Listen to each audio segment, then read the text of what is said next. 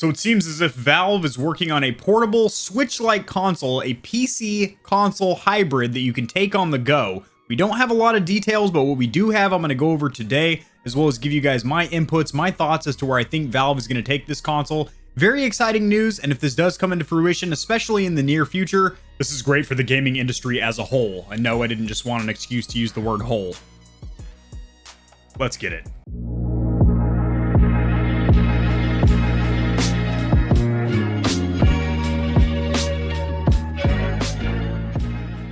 Alrighty boys, share my screen. I have an article pulled up as I usually do. This will be cited or sourced down there in the description below, as I do anytime I cover any news in the gaming community or industry. I made some pretty highlights on here. The console PC hybrid has been in development for some time apparently, so we have been hearing news leaks, if you will, off and on, but they have not been substantiated. This one's pretty solid, as it is not only a Redditor, which you have to take that with a huge grain of cum, but also substantiated by a company, Ars Technica, that most likely is working on this console in collaboration with Valve. So they have a little picture right here, and it says, "Don't worry, this is not what it looks like. Image credit of future." So this is just some 3D fan art right here.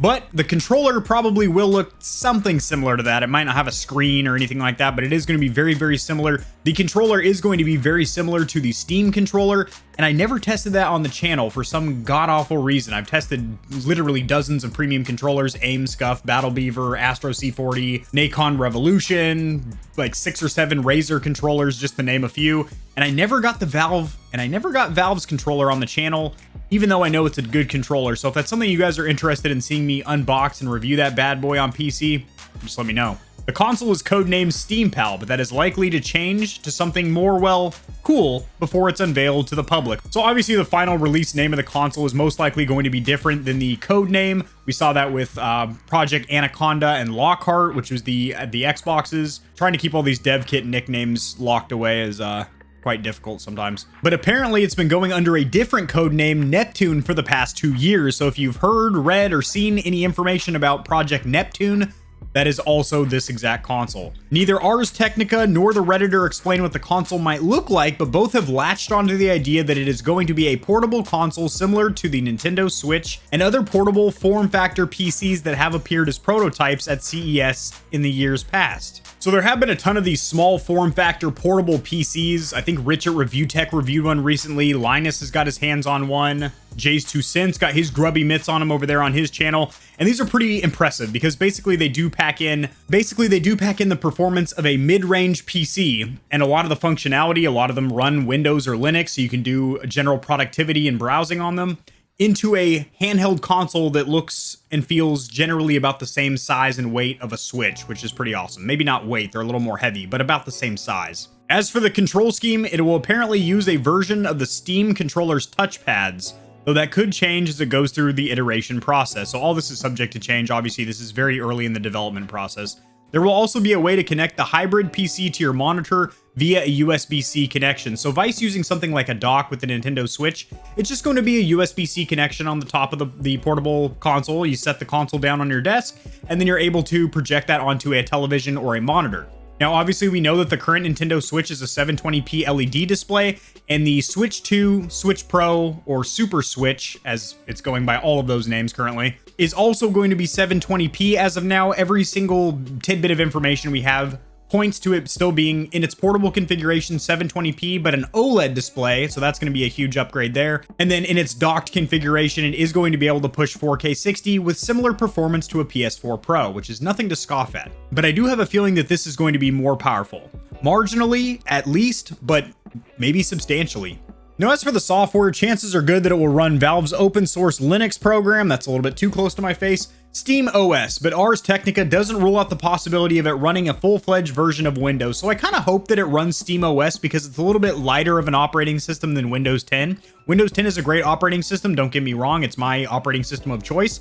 However, I do have to say that Steam OS is really, really good, and I think that would integrate better with this portable console. And I think the user interface, I think what Valve should go for is kind of like the Steam Big Picture, which is basically putting your PC into like a console-like mode where you can control everything with a gamepad or a controller plugged into the front of your tower. So I do think that having the user interface look just like Steam Big Picture, that'd be great. It's very easy to navigate. You have all your settings and your library very easily accessible, and I personally like Steam Big Picture. As frustrating as all these leaks are, it's the sort of thing that Valve would do. Valve did the same thing for the Steam controller, which by the time journalists saw it, was nearly feature complete and ready to ship. And for the Valve Index, which is their VR headset, which was also kept under wraps. So Valve historically has done this. They definitely don't make statements or any official news, and they don't substantiate leaks or give into them. They don't confirm nor deny any kind of leaks. Very similar to Sony and Microsoft, but on a higher tier, a higher level, I would say. They really try and keep things under wraps. But then by the time that we do get news about them, is almost complete and ready for testing. So that is awesome. So why this is really good news, not just for Valve, and Steam fans, but basically for the entire gaming industry as a whole. You zoom out just a skosh. Whoa, wrong way. There we go. Is because competition drives competitors to perform better. So their direct competitors would be obviously Nintendo, Microsoft, and Sony. You know, Sega and Atari are out of the picture. Well, Atari has the VCS, but that thing is a joke and a half. Sorry if anybody here owns a VCS, but you know damn well that thing ain't doing shit for you. But it is also very interesting for us, the average consumer, the gamer, to see a newcomer to the space. Now, granted, Valve is by no means new to the gaming space. They have an awesome VR headset. They make a really good gamepad or controller, and then obviously they have the most popular PC game launcher in the world. But even companies like Dell, if they were to make like an Alienware home console, or Samsung, if they were to make a home console, or even Apple, that'd be an interesting console because of their whole business model and how they run their company. It is always a good thing to have more games, more platforms out there in the space, because again, that is friendly competition, and it gives us, the consumer, the gamer, choice. It gives us choices as to what we prefer, what we like to play. Oh, I don't like this controller. Oh, I don't like the user interface over here. Oh, I don't like the exclusives over here. But we can pick and choose and get what we enjoy and what we want to play and what we want to spend our hard-earned money on. And the fact is, I think this console is actually going to be very, very good from the little bit of information that we have here. If it is portable and can be plugged into a monitor or television via USB-C, that's awesome. And I'm pretty sure it will have on-par performance, if not a little bit higher or a little bit stronger, I guess you could say, than a Switch 2, Switch Pro, or Super Switch, which, by the way, I can't wait to get my hands on that bad boy too. I want to hear your guys' thoughts though. Stallions, Stallionettes, you know that comment section down there below is all for you guys. That is your stable. Trot around there, take your horseshoes off your hooves, and just gallop around in there. I want to hear your guys' thoughts about what you think this console is going to look like, perform like, and if it's going to stack up against other portable consoles out there, or even mobile gaming. As you know, even like modern phones are pretty dang sweet as well. By the way, I did get a new phone about, oh shit. And I do think if it's going to be a portable console, it will also be dockable or pluggable inable to a monitor or PC, a monitor or a television. As thanks to flagship phones from Apple and Samsung and TCL and Sony and all those other, you know, top tier flagship smartphone manufacturers out there, mobile gaming on a phone has kind of pushed portable only consoles like the PSP and the Nintendo DS to the side, because you can get a really good gaming experience from a phone, and they sell controllers now, like Bluetooth controllers that clip on the sides, or you can even use you can even connect wirelessly a Xbox, or with a little bit of work, a PlayStation 4 controller. So I personally am really excited. If you guys enjoy this video, liking it helps it to get seen by more people, so this information can reach and assist them as well, and they can hop down there in the comment section and we can get a big old fat conversation, a little forum think tank going on.